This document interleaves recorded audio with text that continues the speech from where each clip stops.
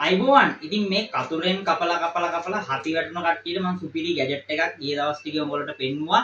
ඉතින් ඒක අපි ඔයගොල්ලන්ට ලේයර්ස් කපන වීඩියෝ එකකුත් ඉස්සරහට ගේනවා. ඉතින් මේ කතුරෙන් කපලා උඹලන්ට මෙහෙම කපන්න යන කාලවකවානුවට කාලේ ඉතුරු කරගන්න අපි සුපිරි ගැජට් එකක් ගෙනාවා. ඉතින් මේ පහන් තිර කපන කට්ටියට පාපිසි පටි කපන කට්ටියට මේ මැෂින් එක බර නැහැ. ඉතින් මේ මැෂින් එක ටක් ගාලා උඹලන්ට මේ කපා ගන්න පුළුවන්.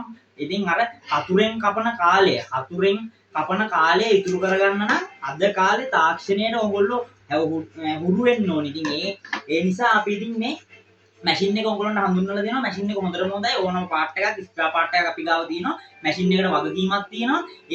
ඊට අමතරව තමයි මැෂින් එක කාලයක් යද්දී ඔයගොල්ලන්ට රිපෙයාර් එකක් ආවොත් ඒ රිපෙයාර් කරගන්න පුළුවන් සියලුම අමතර කොටස්.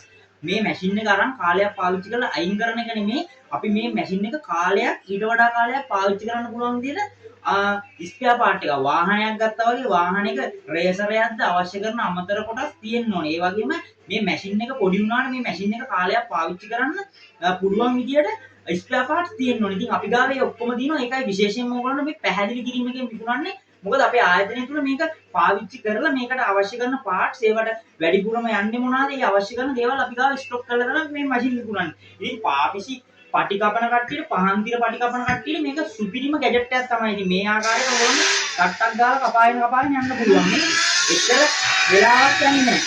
ටට්ටක් ගාලා උගලන්ට කපාගෙන යන්න පුළුවන්. ඒක අපි කතුරෙන් බහුලව කපනවට වඩා මෙහෙම ගාන්න තියදී මෙහෙම ගාන්න කපනවට වඩා මැෂින් එකකින් කපා ගන්න පුළුවන්. ඉතින් මම ඔයගොල්ලන්ට මේ කපුවේ මේක මම නිසි ආකාරයට මැෂින්මන්ට් අරන් කපපු එකක් නෙමෙයි. ඒකයි පොඩි කැලි වලට කැපුවේ.